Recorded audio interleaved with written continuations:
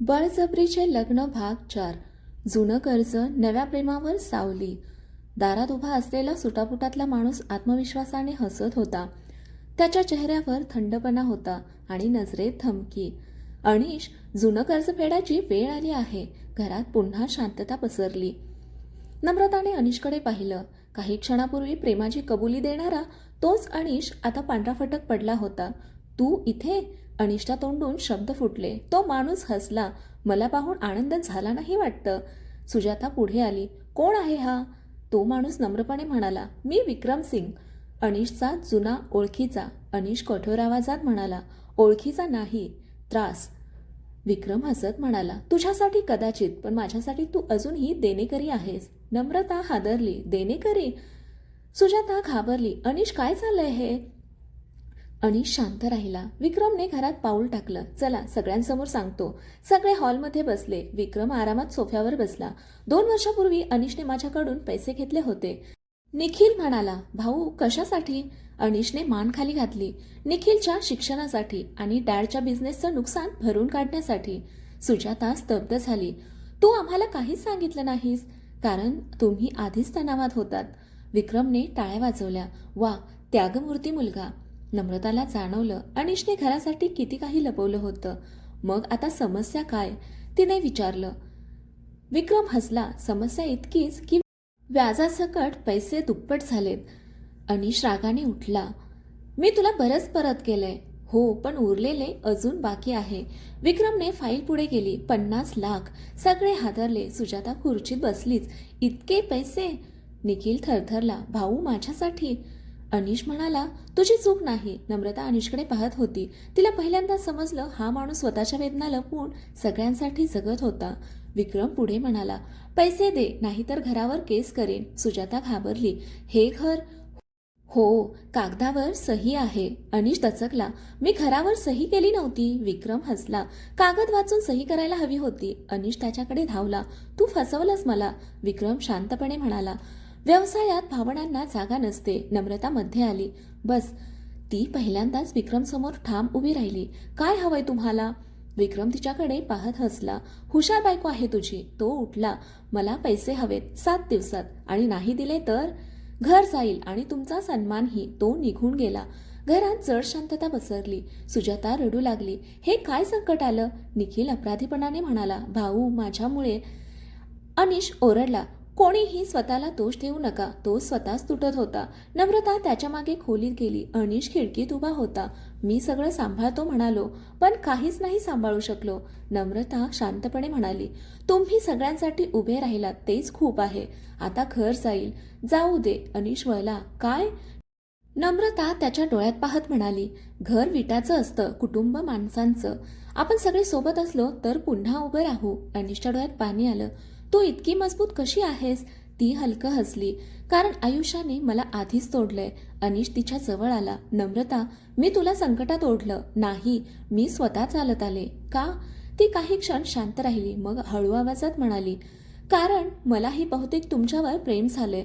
अनिश स्तब्ध झाला. दोघांच्या डोळ्यात भावना दाटल्या.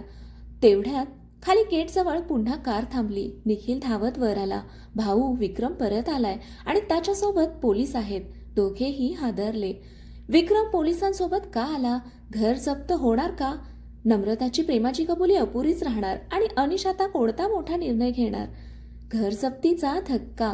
प्रेमाची पहिली कसोटी. विक्रम परत आलाय आणि त्याच्यासोबत पोलीस आहेत. निखिलचे शब्द ऐकताच सगळे खाली धावले. हॉलमध्ये विक्रम आरामात उभा होता.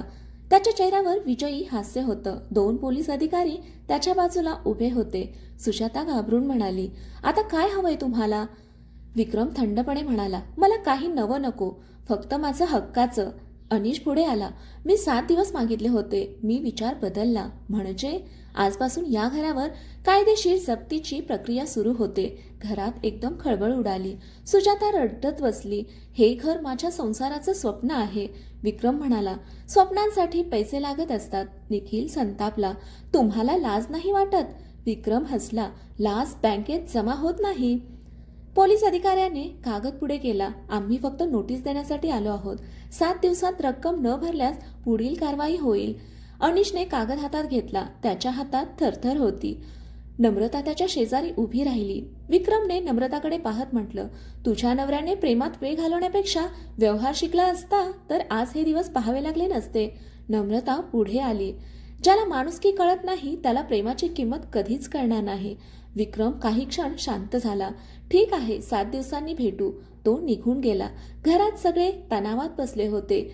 सुजाता म्हणाली, हे सगळं माझ्यामुळे झालं. आधी पैशांसाठी तुझं लग्न लावलं, आता घरही जातंय. तिने नम्रताकडे पाहिलं. मला माफ कर. नम्रता शांतपणे म्हणाली, माफीपेक्षा बदल मोठा असतो. सुजाता डोळे पुसू लागली. अनिश खोलीत गेला. तो एकटाच उभा होता. टेबलावर नोटीस ठेवलेली होती. नम्रता आत आली. तुम्ही जेवायला खाली येत नाही? भूक नाही. दुःखाने प्रश्न सुटत नाहीत. अनिश कटू हसला. आणि प्रेमाने सुटतात? कधी कधी हो. तो तिच्याकडे पाहत म्हणाला, आत्ताच तू जे बोललीस ते खरं होतं? काय? तुला माझ्यावर प्रेम झालंय? नम्रता लाजली. वेळ बघा आणि प्रश्न बघा. उत्तर हवंय. ती शांत झाली. हो, कदाचित. अनिश हसला. मला कदाचित नको, नक्की हवंय. दोघे पहिल्यांदाच मनापासून हसले. तेवढ्यात निखिल धावत आला. भाऊ, ऑफिसमधून फोन आहे.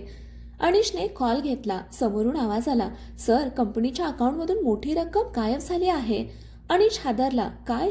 कोणीतरी फसवणूक केली आहे. फोन कट झाला. नम्रता म्हणाली, म्हणजे? अनिशने कपाळावर हात ठेवला. जर कंपनीतून पैसे गेले तर विक्रमचं कर्ज फेडणं अशक्य आहे. सगळे ऑफिसला पोहोचले. स्टाफ घाबरलेला होता. अकाउंट्स मॅनेजर म्हणाला, सर, काल रात्री लॉग इन झालं आणि 25 लाख ट्रान्सफर झाले. कोणाच्या अकाउंटला? डमी कंपनीला. अनिश रागाने म्हणाला, सीसीटीव्ही बघा. व्हिडिओ चालू झाला. सगळे स्क्रीनकडे पाहत होते. दरवाजा उघडून आत येणारी व्यक्ती दिसली. चेहरा दिसताच सगळे थिजले. रिया. नम्रता हादरली. ही अजूनही थांबली नाही. अनिशचा राग अनावर झाला. यावेळी मी तिला सोडणार नाही. तेवढ्यात मागून विक्रमचा आवाज आला. रिया एकटी नाही. सगळे वळले. विक्रम दारात उभा होता आणि त्याच्या बाजूला रिया हसत उभी होती. रिया म्हणाली, खेळ आता सुरू झाला आहे. रिया आणि विक्रम एकत्र कसे? कंपनी वाचेल का? अनिश नम्रताचं प्रेम संकटात पडणार आणि घरावर जप्ती येणार. शत्रू एकत्र आले. प्रेमावर मोठं संकट. ऑफिसच्या दारात विक्रम आणि रिया एकत्र उभे होते. दोघांच्या चेहऱ्यावर विजयी हास्य होतं. नम्रता आणि अनिश काही क्षण त्यांच्याकडे पाहतच राहिले. अनिशचा राग अनावर झाला. रिया, तू इतकी खाली पडशील असं वाटलं नव्हतं. रिया हसली. प्रेमात हरलेली माणसं 2च गोष्टी करतात, रडतात किंवा बदला घेतात. मी दुसरा मार्ग निवडला. विक्रम पुढे आला. आणि मी व्यवसाय. अनिश संतापाने म्हणाला, म्हणजे कंपनीतली चोरी तुम्ही दोघांनी केली? रिया टाळ्या वाजवत म्हणाली, वा, शेवटी समजलं. निखिल ओरडला, तुम्हाला तुरुंगात टाकीन मी. विक्रम हसला. पुरावे असतील तर टाका. अकाउंट्स मॅनेजर घाबरून म्हणाला, सर, ट्रान्सफर लॉग इन तुमच्या आयडीवरून झालंय. अनिश स्तब्ध झाला. माझ्या आयडीवरून? रिया म्हणाली, हो. आता पोलिसांनाही वाटेल की स्वतःच पैसे लपवलेस. नम्रता समोर आली. तू खूप चुकीच्या लोकांशी खेळतेस. रिया कटाक्ष टाकत म्हणाली, आणि तू चुकीच्या माणसावर प्रेम करतेस. अनिश दचकला. रिया. नम्रताही थबकली. रिया हसली. हो, मला सगळं दिसतंय. आता तुम्ही दोघं जवळ आलात. विक्रम म्हणाला, म्हणूनच तोडायला आलोय. अनिश पुढे गेला. काय हवंय तुम्हाला? विक्रम शांतपणे म्हणाला, कंपनीचे शेअर्स माझ्या नावावर कर. कर्ज माफ. नेव्हर. मग घर जाईल, कंपनी जाईल आणि तू जेलमध्ये जाशील. घरच्यांच्या चेहऱ्यावर भीती उमटली. नम्रता अनिशकडे पाहत होती. तो पहिल्यांदाच पूर्णपणे अडचणीत सापडलेला दिसत होता. तिने त्याचा हात घट्ट पकडला. आपण हार मानणार नाही. अनिश तिच्याकडे पाहत राहिला. त्या एका स्पर्शाने त्याला ताकद मिळाली. रिया नम्रताजवळ आली. तुला अजून वेळ आहे. याला सोड. माझ्याशी पंगा घेऊ नकोस. नम्रता शांतपणे म्हणाली, तुझं प्रेम स्वार्थी होतं, माझं नाही. रिया चिडली. तू मला शिकवशील? नाही, तुझं वागणं स्वतः शिकवते. रिया हात उचलणार इतक्यात अनिशमध्ये आला. इनफ. तो पहिल्यांदाच गरजला. रिया, तू माझ्या आयुष्यातून संपली आहेस आणि आता माझ्या पत्नीचा अपमान केला तर मी शांत बसणार नाही. नम्रताच्या डोळ्यात पाणी आलं. माझी पत्नी? हे शब्द तिच्या मनात खोल उतरले. विक्रम हसला. वा, प्रेम वाढतंय. तो घड्याळाकडे पाहत म्हणाला, 24 तास देतो. निर्णय घे, नाही तर पोलीस केस सुरू. दोघे निघून गेले. ऑफिसमध्ये शांतता पसरली. अनिश खुर्चीत बसला. मी संपलो. नम्रता त्याच्या समोर बसली. नाही, पुरावे माझ्या विरुद्ध आहेत. पुरावे बनवले जातात, सत्य नाही. मी थकलोय नम्रता, ती हलक्या आवाजात म्हणाली. मग यावेळेस मी लढते. अनिश तिच्याकडे पाहत म्हणाला, तू? हो, आजवर तुम्ही माझ्यासाठी उभे राहिलात. आता माझी टर्न. निखिल हसला. भाऊ, वहिनींना अंडर एस्टिमेट करू नका. रात्री घरी दोघे बाल्कनीत उभे होते. अनिश म्हणाला, तुला भीती नाही वाटत? वाटते. मग एवढी मजबूत कशी दिसतेस? ती हलकं हसली. कारण मला माहितीये मी एकटी नाही. अनिशच्या डोळ्यात भावना दाटल्या. तो तिच्या जवळ आला. नम्रता, हो, आज सगळं हरवलं तर मला एक गोष्ट मिळाली आहे. काय? तू. नम्रता लाजली. पहिल्यांदाच तिने स्वतःहून त्याचा हात हातात घेतला. तेवढ्यात तिच्या फोनवर मेसेज आला. Unknown number. जर अनिशला वाचवायचं असेल तर उद्या सकाळी एकटी ये. नम्रताचा चेहरा पांढरा झाला. अनिशने विचारलं, काय झालं? ती घाबरत म्हणाली, नवं संकट. नम्रताला कुठे बोलावलं आहे? हा मेसेज रियाचा की विक्रमचा? नम्रता एकटी जाईल का? आणि अनिश तिला वाचवू शकेल का? एकटीची भेट प्रेमासाठी घेतलेला धोका. नम्रताच्या हातातला फोन थरथरत होता. जर अनिशला वाचवायचं असेल तर उद्या सकाळी एकटी ये. अनिश तिच्याकडे पाहत म्हणाला, काय झालं? नम्रताने क्षणभर विचार केला आणि फोन लपवला. काही नाही, चुकीचा मेसेज. अनिशच्या नजरेत शंका होती, पण त्याने काही बोललं नाही. रात्रभर नम्रता झोपू शकली नाही. जर हा विक्रमचा डाव असेल तर, जर अनिशवर खोटं केस केलं असेल तर, जर कंपनी घर सगळं गेलं तर, तिने ठरवलं यावेळी ती स्वतः लढणार. ती सकाळी लवकर उठली. सगळे झोपेत होते. तिने छोटीशी चिठ्ठी लिहिली. काळजी करू नका, मी सगळं ठीक करेन. ती शांतपणे घराबाहेर पडली. मेसेजमध्ये दिलेलं ठिकाण होतं जुना वेअरहाऊस, शहराबाहेर. नम्रताच्या मनात भीती होती, पण पाय मागे हटत नव्हते. ती आत गेली. अंधार, धूळ, रिकामी जागा आणि मध्य खुर्चीवर बसलेली रिया. रिया टाळ्या वाजवत म्हणाली, वा, खरंच आलीस? नम्रता रागाने म्हणाली, तू मला इथे का बोलावलं? रिया उठली. कारण तू माझ्या मार्गात उभी आहेस. तुझा मार्ग संपलाय. रिया कटू हसली. माझा नाही, तुझा संपवायला बोलवलंय. नम्रता ठामपणे म्हणाली, सरळ मुद्द्यावर ये. रिया पुढे आली. अनिशवरचे पुरावे मी हटवू शकते. कंपनीचे पैसे परत येऊ शकतात.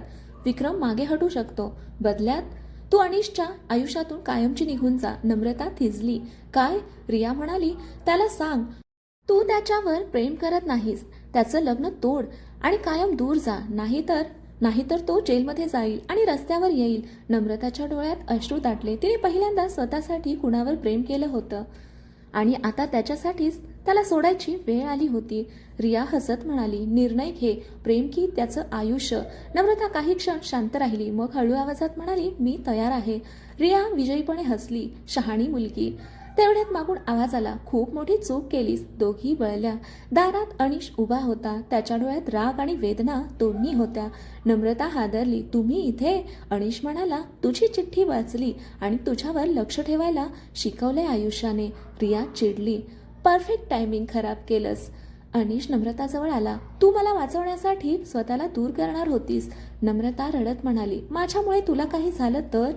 अनिशने तिचे दोन्ही हात धरले. माझं सगळं काही तू आहेस. तुला गमावून मला काय वाचवायचंय?